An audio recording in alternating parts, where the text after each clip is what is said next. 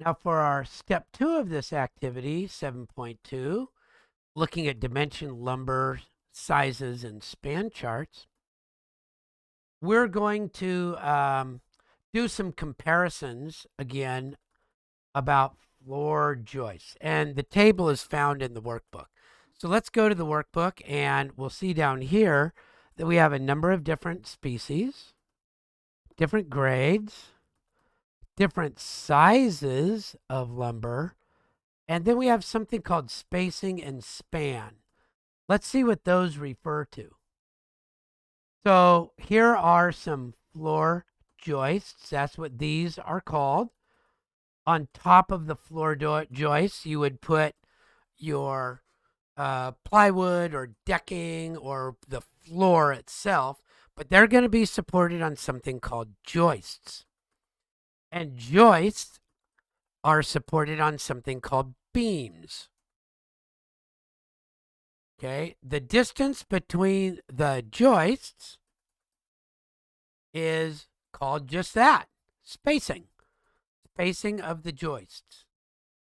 The distance between the beams is called the span. Now you can imagine the load as if I were standing right here, I would try to bend this joist.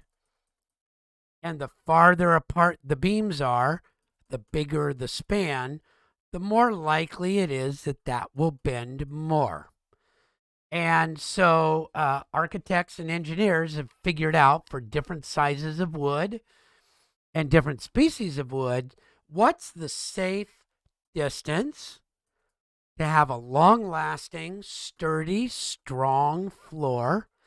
What distance between the beams, the span, can I use if I space my joist a certain way? Okay, so that's what we're looking at here. We've got species, grade, size, spacing, and span. And lo and behold, down here, I've got a table that shows those. So these numbers that you see down here in the main body of the table, that's the span, the difference but distance between these two beams. Okay, so here it's 11-4. That's 11 feet 4 inches. Here's 8-8. 8 feet 8 inches between the beams. Now, depending on which size of lumber I choose, there are some standard spacings. 12 inches on center, 12 from here to here. Or 16 on center, 16 from here to here. So on and so forth. Okay, so I want you to get used to reading a table like this. You don't have to know what calculations get done and how it comes up, but this would help you design if you were creating the design for a floor, a building. So let me just pick one and I'll do it. Let me pick this one. It says Doug Fir Larch, #1 and better. I want to know what size of member I should use if I've got 16-inch spacing and a 17-foot span. And believe it or not, often this will come up, this type of a program. That's because your spacing might be set by a different room or a different part of the house, and your span might be set by a different part of the house. And now you've got one area where you have to find what size 2x4 or what size lumber you want to use. So let's look that up. Doug Fir Larch, #1, 16 and 17. Doug Fir, #1.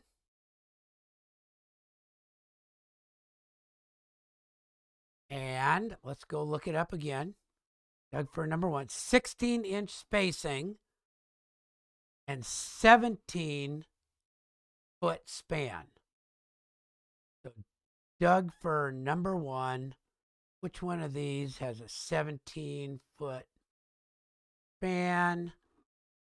Dug for larch. I'm actually not finding any of them. 16 inches on center.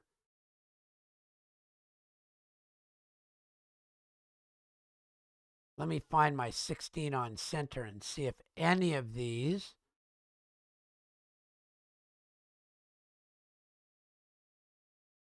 not a 2x6, not a 2x8, not a 2x10, and it's not a 2x12, but it's between, oh, number 1 and better. Oh, there we go. Number 1 and better. That gives me my 17 right there. So it's a 2x10. There it is, number 1 and better. I was just reading it wrong. 2x10. Got to really get into it to read these things right. Okay, so get the right one. Dug fir larch, number 1 and better, 16 inch, and 17. It's not that one. It's not that one. There it is right there. There's your 17. So you would pick a 2x10 in that design. Okay, now they're all a little bit different. It's really just getting in and being careful to read all the way across to find everything that you can get. There's always one thing missing, and you can look for all the other parts. Okay, so there we go. That's what we've got there. And then remember, put a nice image here, put a nice image here. And what does it say about that image? Some portion of the table that you used. So for this one, I might highlight this.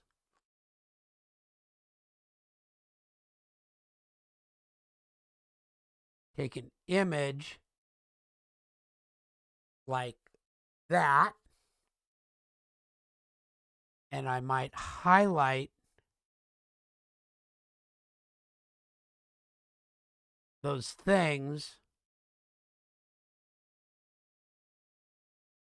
that let me know I got it right. Dug for larch, number 1 and better, 17, 16, 2x10.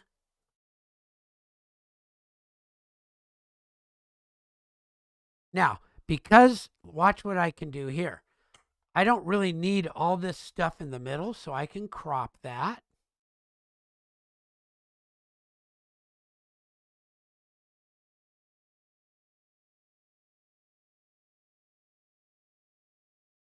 And then I can do another one, and I can crop it the other way.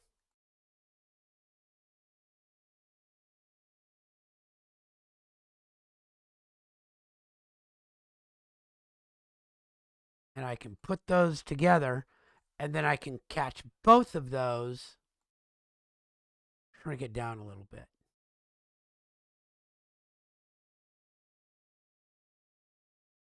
Okay, and then I can maybe even put an arrow to which one I'm using. So that would be one thing that I could do. I don't need to do that.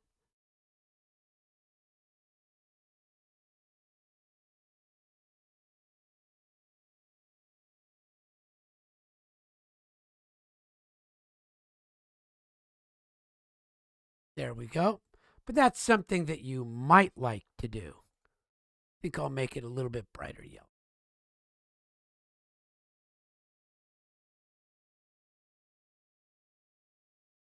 There we go. And that way I could let somebody know that I know how to do these. See what happens if that puts it on each one. Not going to do. Okay, there we go.